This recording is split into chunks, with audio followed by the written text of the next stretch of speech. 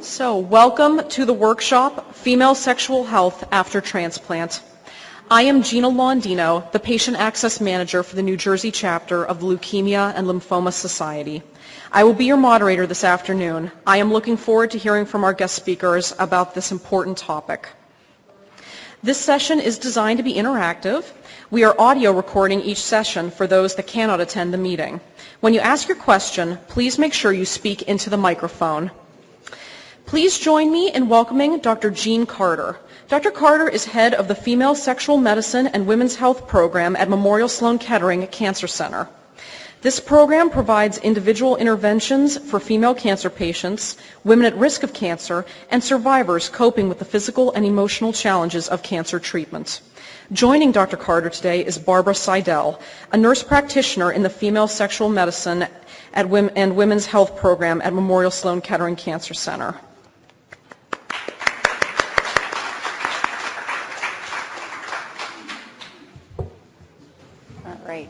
Good afternoon, everybody.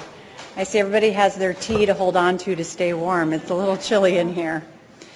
So I'm going to start off talking about this important topic, and then at midway I'm going to turn it over to Barbara, the nurse practitioner I work with, who's going to talk about some really important issues as well. So we're sharing the spotlight today, and hopefully everybody will leave with a lot of useful information and hopefully some strategies that if you're having any difficulties will help. So in general, what we'd like to first talk about is that survivorship, we know, is growing. The U.S. population of cancer survivors is expected to grow to 18 million by 2020. Approximately 55% of these cancer survivors will be women. And quality of life and managing issues of long-term and late effects of cancer treatment really are a priority. So some of the common sexual and vaginal health changes that occur for women after cancer treatment include vaginal dryness, pain, or what we call dyspareunia, which is pain with intercourse, loss of desire or libido, as well as some arousal difficulties. We know that the cancer treatments also can contribute to this. There are many changes that can happen. There can be with chemotherapy fatigue or neuropathy or loss of sensation, mucositis, which can be ulcers in any of the tissues that produce mucus, which includes the vagina, hair loss, decreased desire, pain, vaginal dryness and sensitivity, as well as menopause. Radiation also can cause issues of vaginal dryness, atrophic vaginitis or changes in the vagina, vaginal stenosis or tightness or decreased elasticity, as well as decreased vaginal length or width, pain, reduction of vaginal engorgement, which is very important for your arousal response, as well as any bleeding that may occur sometimes after intimacy. So sexual functioning post-transplant we know is a relevant issue, and sexual changes and difficulties are very prevalent. Multiple aspects of sexuality can be impacted by treatment, which can include function, as well as sexual activity rates, as well as even satisfaction with sexuality. And women, from the research, we know women are more likely than men to report greater difficulties with sexuality across all domains, and I'm going to go over the domains in a little bit, as well as multiple time points throughout the whole continuum of their care. So there was a really great prospective study that looked at sexual functioning post-transplant, and they found of the women that they surveyed, 80% had at least one sexual problem that they reported over the 3 years post-transplant. And we can see the breakdown, the various different areas that can be affected. It can be arousal or excitement, about half had that. Lubrication or feeling vaginal dryness, about half had that. Difficulties with being able to reach an orgasm, 46%, as well as pain in about a third. So sexual problems we know that if sexual problems are not prevented or treated by the first year, what we find is when we survey survivors, 87% would report that they are still having problems now 3 years later. So you may think, well, maybe people had issues before their transplant, and maybe that's what's going into that number. But they looked at this, and they found of those women who had no problems before transplant, now 40% were having difficulties with lubrication, 39% were having difficulties with orgasm, and 28% had developed pain with intercourse. And what's important to note is in this study, by 3 years, all the women were on hormone replacement. What's important to note about that is even if you're on some systemic hormones, that might not translate to your vaginal area, which may need extra attention or extra moisturizers or hormones.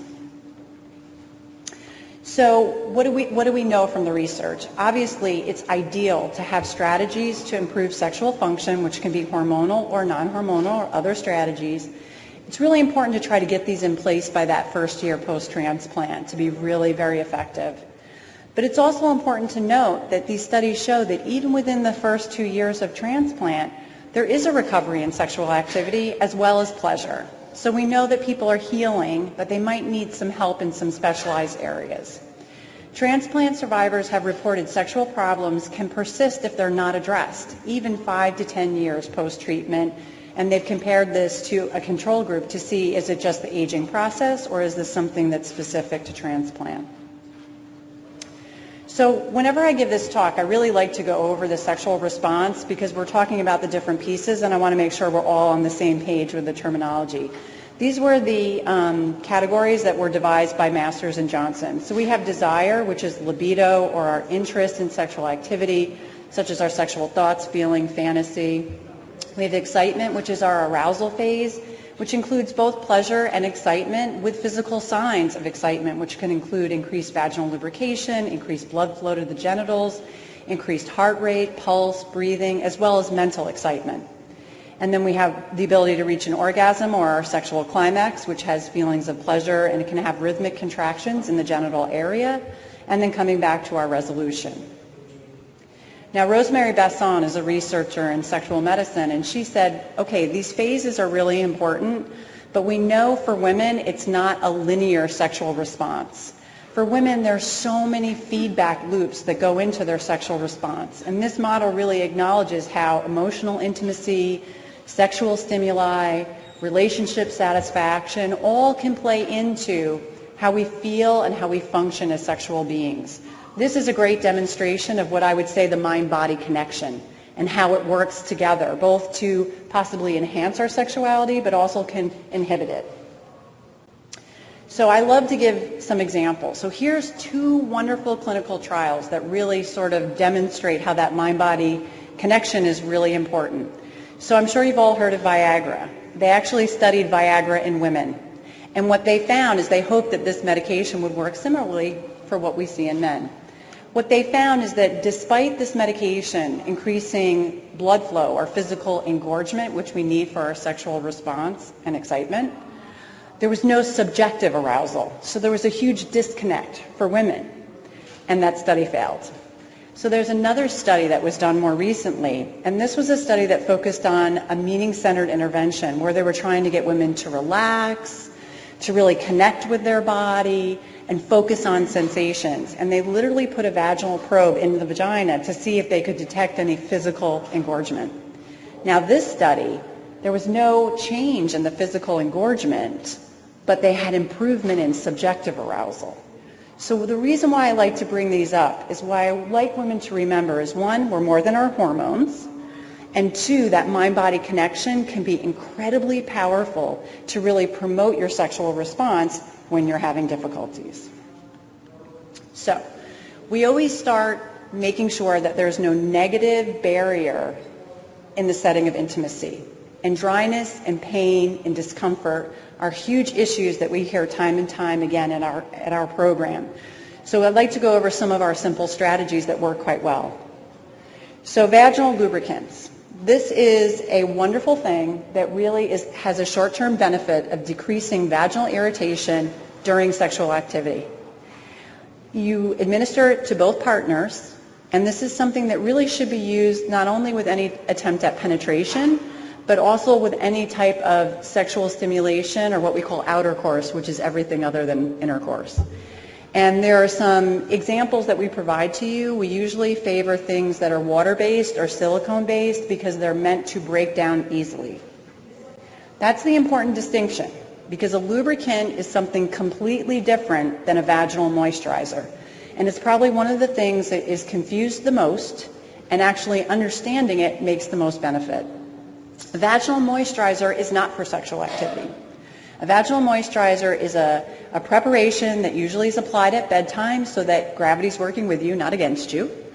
And it goes into the vagina really to assist in hydrating the vaginal tissues suffering from hormonal deprivation or any changes from treatment.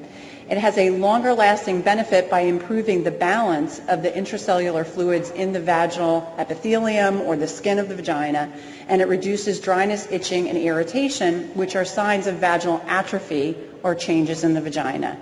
So a lubricant is a wonderful thing for sexual activity, but the underlying problem that sometimes causes pain is the lack of moisture. So moisturizers are needed to address that issue.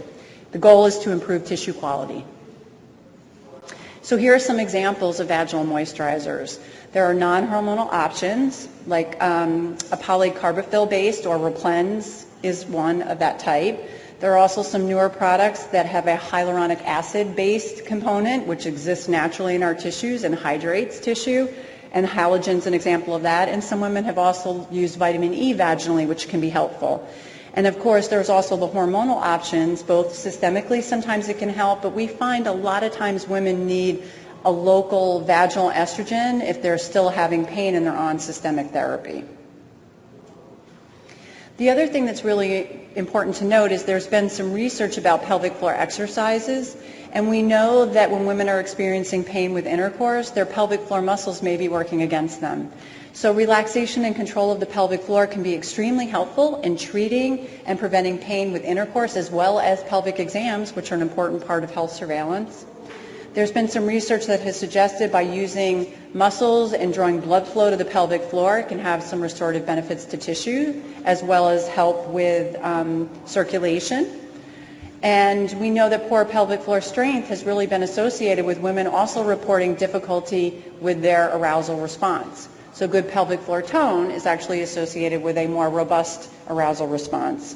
So really based on this and our clinical experience, we usually recommend for women to be doing pelvic floor exercises every day in a challenging way, as well as we teach this in conjunction with another strategy, dilator therapy, for women who are having pain. So dilators are a wonderful tool that are cylinder objects that just go up in size. So when women have been having pain or have had changes in their vagina where the tissue is tighter, it's not moving as much and can create pain, dilators can be a great tool to mechanically stretch the tissues of the vagina to help treat any vaginal stenosis or adhesions. The psychological benefits is it really allows women to gain confidence and decrease anxiety and fear about pain that they've been having, because they can see that something can fit comfortably into the vagina and not cause pain. But we know that when women are using these strategies, they usually need education and support. For that reason, we've actually put all of our patient ed materials on our website at MSK. So if you have questions, please go and look at our education materials, because having information is always the best way to arm yourself to address these issues. And I think we know that dilators are a wonderful tool, but sometimes they don't get thought of or offered to women. Usually it's only thought for women who've had radiation, but any woman having pain can benefit. So sexual rehabilitation really is important in looking at not only addressing the physical barriers such as dryness and pain, and I just gave you a whole bunch of great strategies that can help with those issues, but it's important to remember that sexual activity is so much more than intercourse. It really is about enhancing sensual time and closeness and sharing that special connection. As human beings, we seek connection. It's also okay to allow laughter and joy back into the bedroom. Sometimes there's so much seriousness with a cancer experience that being able to have joy and fun is important too. And partner communication is crucial. A lot of times people are not talking about this, but you need to, or this will happen. So communication is really important. It's not only important with your partner, but it's also important with your medical team. So we know from the research that there are sometimes mismatched expectations between what providers want to talk about and what patients want to talk about.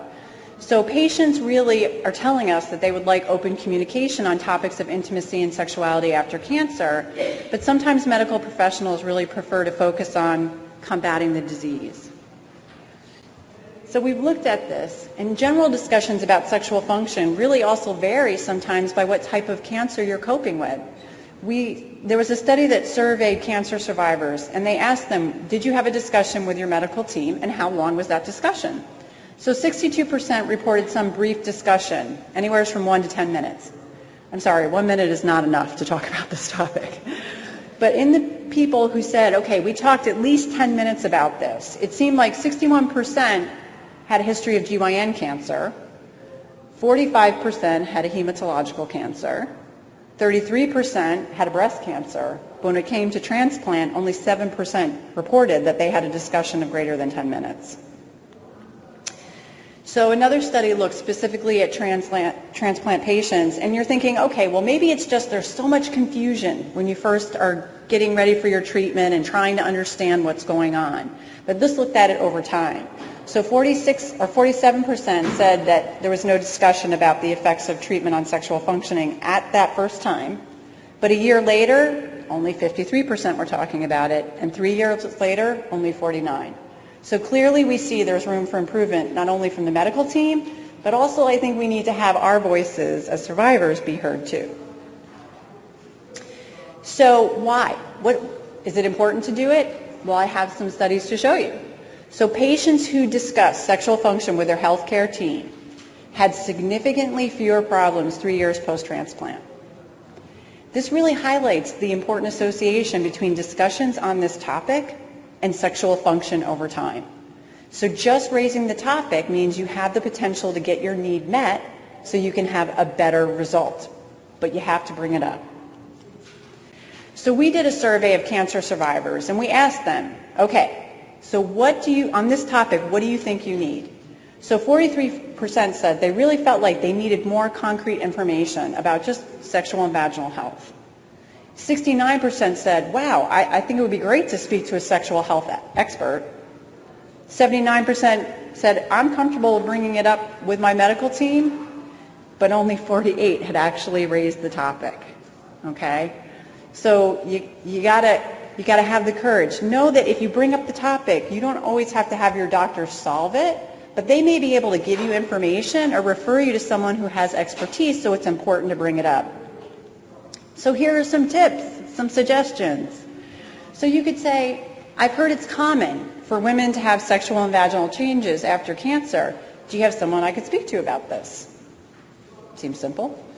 I'm having some vaginal dryness or discomfort. Do you have any information or suggestions? Remember, a lot of these things actually happen very naturally and normally with the aging process. But when you go through the cancer experience, it really compresses it and it makes it a more acute experience. But again, there's lots of information out there, you just got to bring up the topic. Or could you give me some information about intimacy after cancer or refer me to someone who has expertise?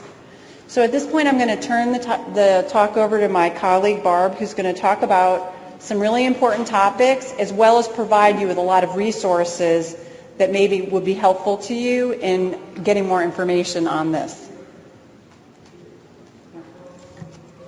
Thank you. Okay, so I'm going to transition into talking about menopause following transplant. And this can be a distressing transition for some patients following treatment. Menopause in the post-treatment setting can be rapid, and it can also be caused by the discontinuation of hormone replacement therapy at diagnosis. And having an abrupt hormonal decline is not the same as a gradual menopause that goes over many, many years. Your body has more time to adjust when it's a natural menopause. And sometimes there can be greater intensity and duration of symptoms as a result. And symptoms such as hot flashes tend to be more profound. Additionally, survivors of childhood cancers, for example, may have a premature menopause as a late effect of their treatment, and this can often come as a surprise. So I don't know if you can see this, but it says, I don't care what clinical trials say, hot flashes are not a minor side effect. So there are some strategies that can help. One of the things that we mentioned already is systemic hormone replacement therapy.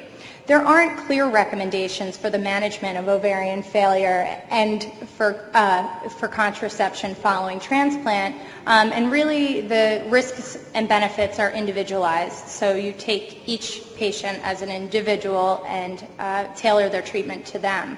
But some of the contraindications to getting hormone replacement therapy may be breast cancer, coronary artery disease, previous history of a clot or a stroke, and in some cases liver disease or liver function abnormalities may impact what type of hormone replacement therapy you can have.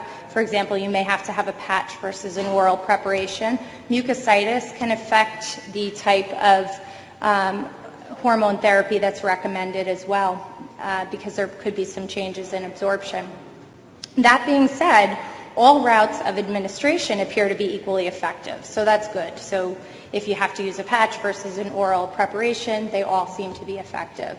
And practitioners generally try to do the lowest dose possible to relieve the symptoms. In younger patients, sometimes higher doses of estrogen and progesterone may be required to reach physiologic levels and to alleviate symptoms. But treating the issue can help improve mood, lability, sometimes help with depression, vaginal atrophy, as Dr. Carter already mentioned, and sleep disturbances. And, you know, as we talked about already, they can be very helpful with moderate to severe hot flashes.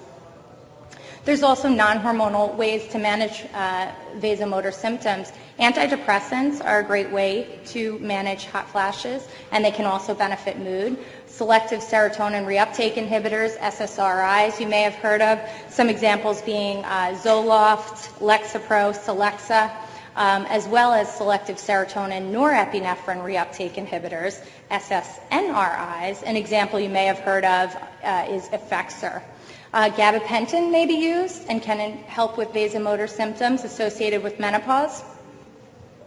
There's also some behavioral strategies. You know, some people don't want to take medications if they don't have to. So doing simple things like adjusting temperature in your environment to be cooler, especially at bedtime, dressing in layers or loose clothing, losing weight, avoiding coffee, spicy foods, and alcohol. Sometimes people don't even realize that there are hot flash triggers. And once they do, that's kind of helpful. We have a lot of patients who say, you know, I drink like 2 to 3 glasses of wine before bed, and then I have hot flashes all night. Well, you know, if maybe they cut back to a glass, they may have less. Avoiding smoking and incorporating relaxation techniques. Many patients say that, you know, they're in a meeting and all of a sudden they have a hot flash and it sort of catches them off guard, but actually it's known that anxiety and stress can exacerbate hot flashes. So there's some important points to remember. You know, hot flashes may lessen over time, which is a good thing, but other symptoms associated with a decline in estrogen levels, such as vaginal atrophy, can actually get worse over time. And, you know, we discussed already that this can have a negative impact on sexual function. And additionally, you know, for patients who aren't sexually active, it can also interfere with your health surveillance, which is important for all women. Vaginal health is important for all women, whether you are sexually active or not. So as Dr. Carter mentioned already, simple solutions can help, such as vaginal moisturizers. If we don't address these issues, symptoms such as hot flashes can contribute to poorer sleep quality, impact our mood, and unmet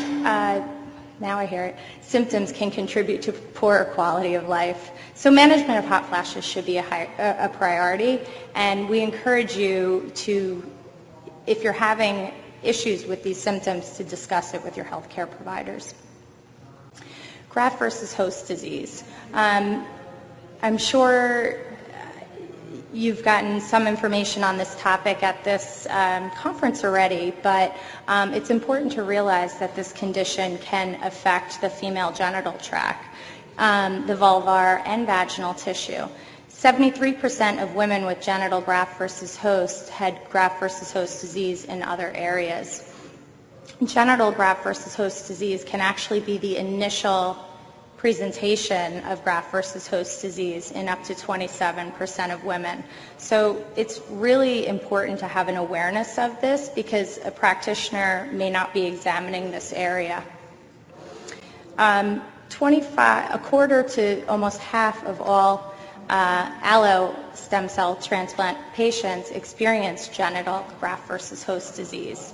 And I think it's important for me to just say that it occurs, you probably all know this already, but in allo patients, because basically it's the donor immune system basically attacking the cells of the host. So generally this condition doesn't occur in auto transplant patients. It can occur about 7 to 10 months post-transplant, but can also develop years later. And it's more common after peripheral stem cell transplant versus bone marrow transplant. It most frequently occurs on the vulvar area as opposed to the vagina, and that's important to understand, but it can occur in both areas in about 26% of people who get genital graft versus host disease.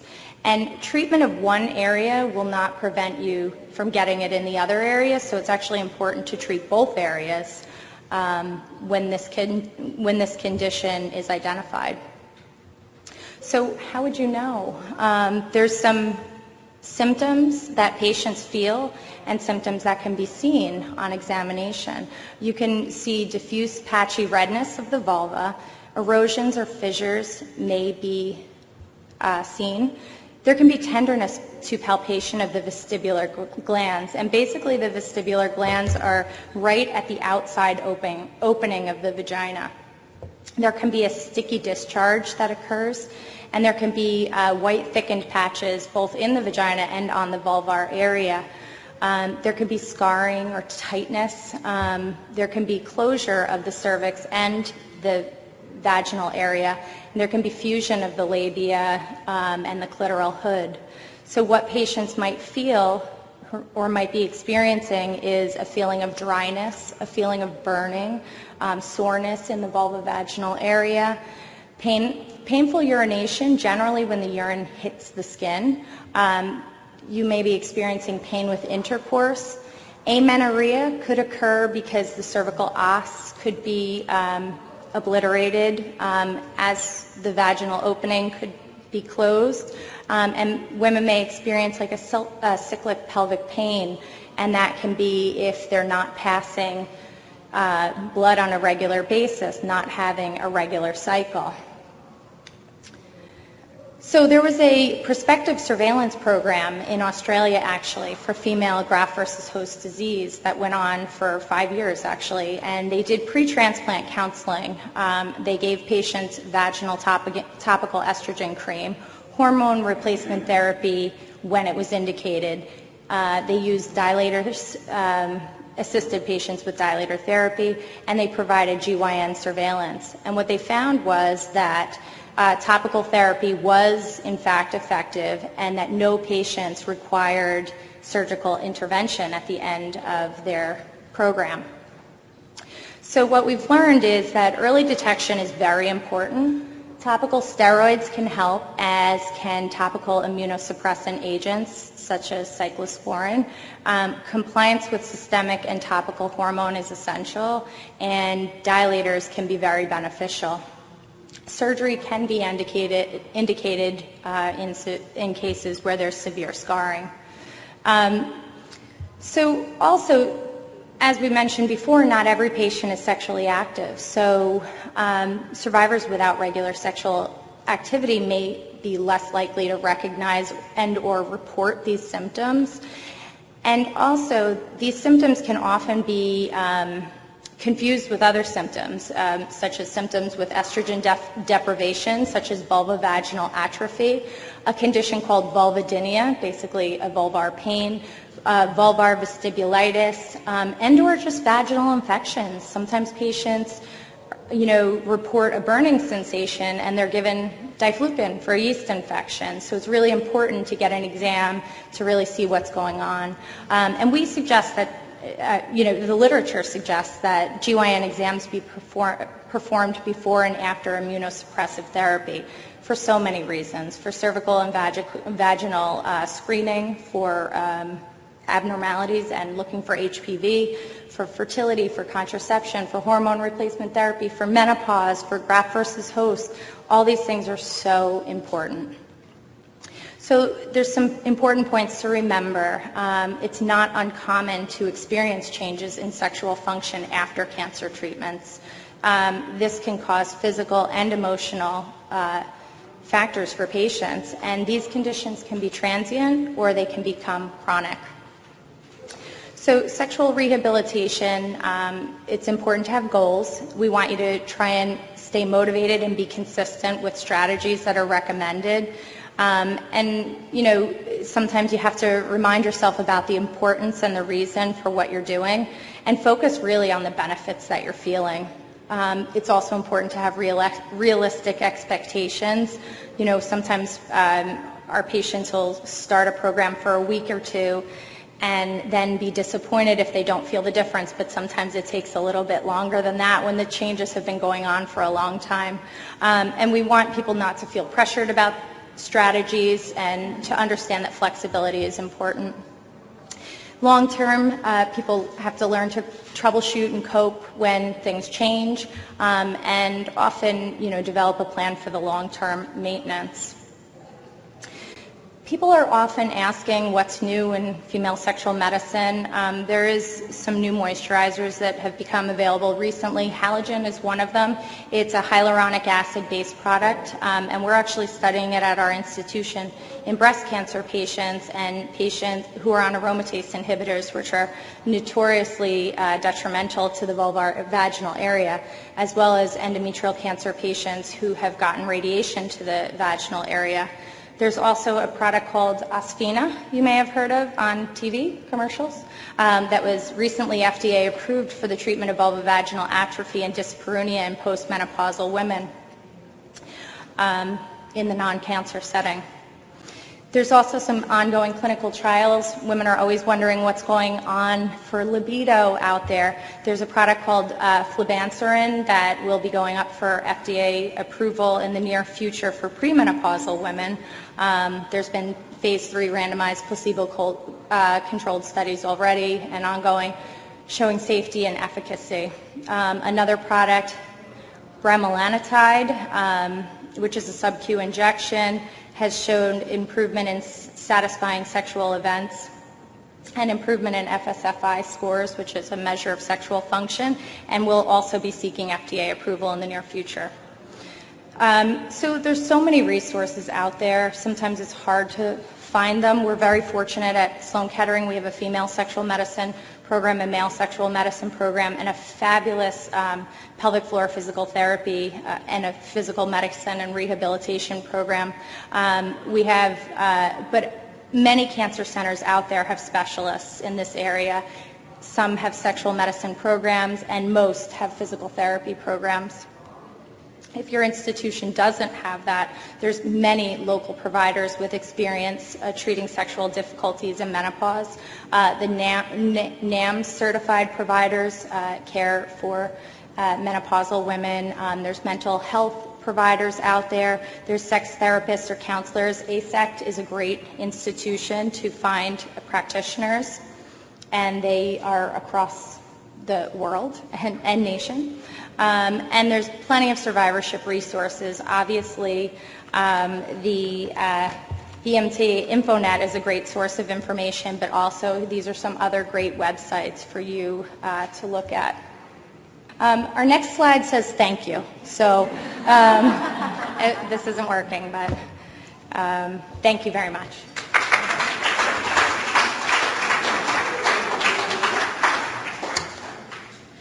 Thank you so much, Dr. Carter and Ms. Seidel. So we will now take questions, and we have our volunteer with the microphone. So please raise your hand, and we'll take your questions. Please remember to speak right into the microphone. I have a question about after transplant, when you go for your Pap test. mine are coming back irregular, and my oncologist said they probably will always come back irregular because your cells are not your cells. So my gynecologist has recommended we do it every 3 months. And I think Do you agree I think with? that's a great recommendation, yeah. I would continue to be monitored. Generally, there's grades of abnormality, and if it continues as a low grade, they would just continue to follow it, but sometimes when it's a higher grade issue, there's interventions for that. So absolutely, I think you're doing yourself a great service just to continue to be followed at regular intervals. That's great advice. And does it make sense that the cells that it would come up Yeah, abnormal it because could. of transplant? Sure. You know, the other issue is sometimes after transplant, and there's been immunosuppression, and if there's been any exposure to HPV virus in the past, that can sort of flare up and sometimes can cause changes as well. So it's so important to get regular gynecologic surveillance after transplant. Thank you. We've also had women have like herpes outbreaks. Herpes that weren't outbreaks, yep. regular, Mm-hmm. It happens post-transplant. Yep. But also remember, we were talking to you about graft versus host. If you're Yeah. having regular follow-up afterwards, if anything arises, they're catching that early too. Exactly. So GYN care is important throughout So the important. continuum of your care, just always. Mm-hmm. Other questions?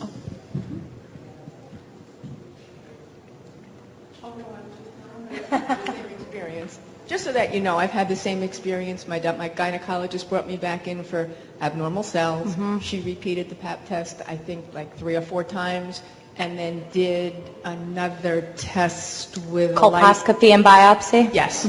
She did those 2 procedures and said everything seemed fine, and Good. that, again, just come back in 6 months to a year. Yeah. Eventually, over time, if things stay stable, they may space it out a little bit, but in the beginning, they'll probably follow you more closely. When should pediatric BMT patients start getting internal examinations? That is a good question. I actually don't know what the recommendation is. Usually, for cervical cancer screening, it was 18, and then I think they pushed it back to 21, but I would suspect with pediatric bone marrow patients, especially if they're sexually active, they may start a little earlier. But I don't know what the guideline, or if there is a guideline for that. I could look into that. But definitely, I think if you gauge it, if you think that, you know, you're caring for someone or you are a survivor and you're sexually active, at that point, it's really important. Very just to have important. GYN exams. Or if you're symptomatic. Like if someone's reporting difficulties, like they're saying that they're feeling burning pain, discomfort, and you're not quite sure why, a gynecologist would be the one that could pick up the graft versus host disease. I'm going to look that up. I just wanted to make a comment. I'm a multiple myeloma survivor and had a transplant 7 years ago. With myeloma, there's often bone damage. I had 7 compression fractures, 2 broken ribs, tumor, part of my 8th rib is gone, and I found that to be a factor in Sexual function. sexual function. Absolutely. Yeah. So anyway, just wanted to make that comment. So just to follow up on that comment, you know, a lot of times people have changes in their body post-treatment and sexuality doesn't work as well, you know, before treatment and after treatment. The American Cancer Society has a wonderful booklet, and within that it talks about different positioning, and sometimes positions that maybe you haven't tried before may alleviate, especially if you're having pain. And there are now devices or cushions or wedges that are actually able to be purchased that you can actually elevate and comfort your body in case a position that used to be comfortable isn't comfortable now. And a lot of the sexual boutiques have those items that you can purchase. So there are wonderful sexual aids out there to help women, you know, as they're trying to adjust to the changes to their body in the post-treatment setting.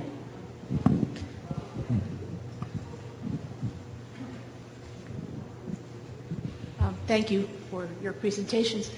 You say that you should treat it in the first year, and what if that hasn't happened? What if it's been, let's say, 6 years and it hasn't It's been okay. treated? It is. I think the research was just showing that when they surveyed people, by the time point in which how far out, it seemed like the sooner you treat it, the better it is. But as we always say, you've never missed the window of opportunity. Your body's very forgiving. As soon as you start doing something, it will help. It will respond. Yep. I was wondering if there are homeopathic things that you know about for hot flashes, and I saw almond oil, coconut oil for lubrication, I think.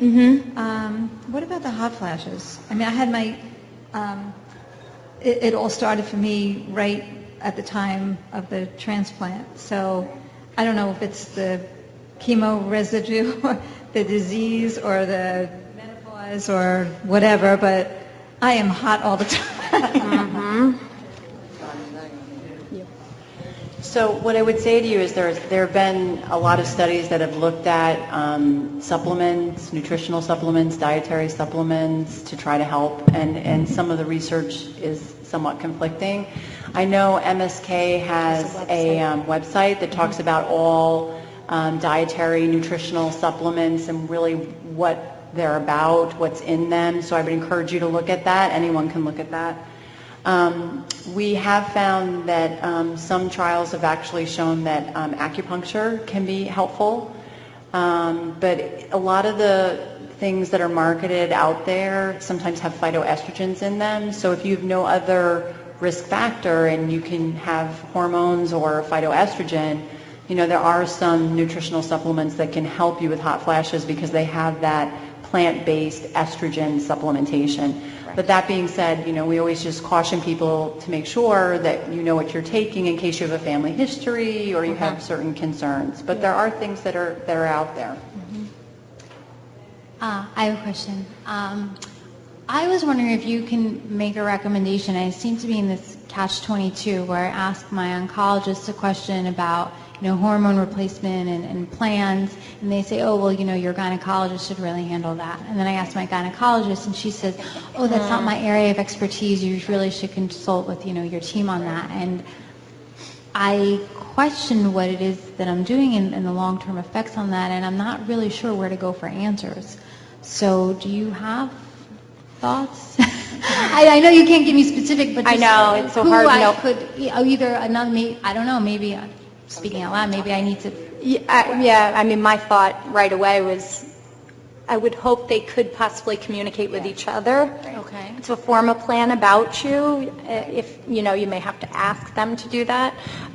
You know, I don't know what your specific issues are, and I don't, you know, want you to have to share them, but, you know, unfortunately there aren't clear guidelines about what we should do for every single patient because everyone is so different, and you know, you really have to tailor it to the individual. But I definitely think be your own advocate, like it seems like you are, and keep talking about it until you get the help that you need. You know, you're not alone in that. Yeah. I think the wave has been that now a lot of major cancer centers are actually starting survivorship programs because, or the NCI has actually been advocating to do treatment summaries, just trying to get that communication from your medical team into the community, because a lot of people are being, you know, treated successfully and going out to the community, and it's their internist or their gynecologist that's caring for them. The other thing you may try is to just, when you speak to your medical oncologist, just say, is there any, you know, do you feel there's any medical reason or contraindication why I couldn't have hormone replacement? Right. And if they say no, get that in a letter and then just go to your gynecologist, and your gynecologist will be like, oh, okay, so you talked to your medical oncologist about this, fine, then we can do that. Because there are benefits to bone in particular for young survivors. But I think it's just sometimes people don't know what to do, but if you get people talking or get a letter or different things like that, it can help bridge that gap. But you're truly not alone in that, and I really think that's why we're getting all these wonderful programs that are starting, because people have these questions. Next, right. Hi there, I'm Lindsay, and actually tomorrow is my 8th anniversary of my double umbilical cord stem cell transplant. Thank you. I'm actually shocked that it's Sloan Kettering that's leading the female, whatever this is, because I'm happy to see it finally. When I had asked for something hormone related, they're like, go somewhere else for it, basically. And I was in menopause pretty much right after my transplant. And so my question to you guys are you available at Sloan Kettering, like to come to and to have appointments with? I mean, So, did you have treatment at our institution? yeah, Oh, I was there. Well, I'm no, so this is sorry to great. hear that. That means we have to do our job a little bit Get better, out there getting more. out there. And it's part of the reason why we're here today. No, that's wonderful. I'm happy to see you. Actually, but the program's been in existence for probably a decade and a half. So You're kidding me. No. So that's So I'm great. sorry. No, I'm so that's sorry. wonderful. I mean, I would have loved to have come What I would to tell see you- you at 27 when that happened. And I also, so I've been actually with the survivorship team of survivors of childhood cancers because there was nothing post-transplant. And I was like, well, what am I supposed to do at 27? Nobody seemed to have any answers. Nobody seemed to want to deal with me. I actually found doctors through like Suzanne Summers' information of her hormone replacement therapy. And my transplant doctor said, throw it out. Don't even do it. We will, like, she was so pissed at me. And I was like, okay. And I threw it all out. Right. And a couple years later, they were kind of like, you know what, do whatever you got to do. Just don't tell us about it. We don't want to know. Well, we'll make our rounds. Well, I might call you and you make can my absolutely rounds. do that. But what I would tell you is one of the things that we've been trying to do is not only come to organizations like this, because we're lucky to have a program at Memorial, but we want everyone to get the information. We have put our materials on our website so everybody can get them. As well as, I know in particular in the transplant, we met with their nurses with all the patient education materials to beef up that section. Yeah, 'cause we thought they were lacking So we're when we- really trying on all four fronts, and I think it's just important to know there is information. There's so much information out there. We just need a way to get it to people. Yeah. I just want to say I'm Lindsay's mom, and I just want to say, and I'm sure she's dying right now, and not from cancer. When we left Sloan Kettering, they said, you are all well now. There's nothing wrong with you. Just go to your gynecologist. They'll give you birth control pills for your hormone therapy. Right. Telling this to a 27-year-old woman that they just decimated her ovaries. Right. And told us she couldn't have children. Just go to your gynecologist. So we went to the gynecologist that she was seeing before, and she said, oh, I'm sorry, you need special care. I can't handle it. You've got to go someplace else.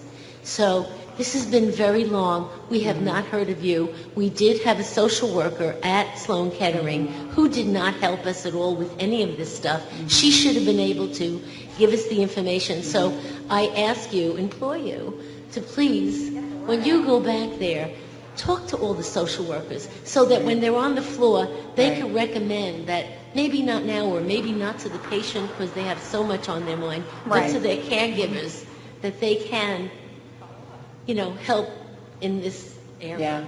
Thank you. Your story is actually, again, and I mentioned that before, they've started a program for childhood survivors and adult survivors now to care for people and address all of their concerns post-treatment. And all the major cancer centers are really starting to do this because people are feeling a little lost in survivorship. So know that the NCI knows this, the major cancer centers know this, but it's more important, your voice is so powerful. Right. And we always hear about in October, everything turns pink, and everybody gets so frustrated that it's Breast Cancer Awareness Month and other cancer patients feel very left out. But I have to tell you, those ladies are a huge, loud, collective voice. So I encourage you all to, use your voice in unison because it will make such a huge difference. And I see we have another question right here. I have a question now. What if you go to your GYN and they don't know what graft versus host look like? I mean, then where do you go from there? You go back to your doctor or will they know what that is? So what I would say to you is if you have a general gynecologist, if you have any doctor that you feel like is not meeting your needs, I would always encourage you to go for another opinion. Goodness knows we do that. Anytime we're going to buy something or we're going to, think about doing something, we'll get like 3 different opinions. But when it comes to our health, sometimes we're not as strong about that. Because I never focused on that area, focused Sure. on everything else, but Sure. never, But it was never mentioned, to check. Right. Right. Some Everything. gynecologists just have more survivors in their practice than others. So you may ask of someone, to see, do they have a colleague that's treated that? You may speak to other survivors and see if someone has someone that they know. I think it's just a matter of we are having so many more survivors now that are going back in the community that I think there are practitioners that are really getting an expertise in certain things, and it's just a matter of asking. NAMS, the North American Menopause Society, is a great resource also to ask. You can also contact major cancer centers and see if they have gynecologists that they refer to. We have a referral list for people outside our own institution.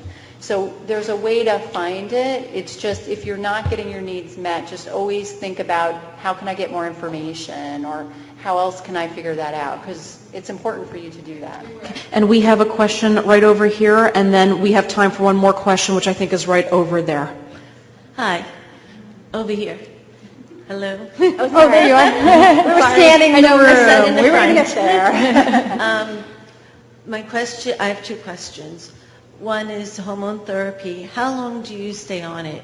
As soon as I started chemo at 29, and I had my transplant 2 years later, I'm 50 now. Right. And the doctor's talking, well, in a normal person, we would stop it. And right. I'm afraid to stop it because it's helped me so much. Right. Is there a recommendation of how long? Do you do it?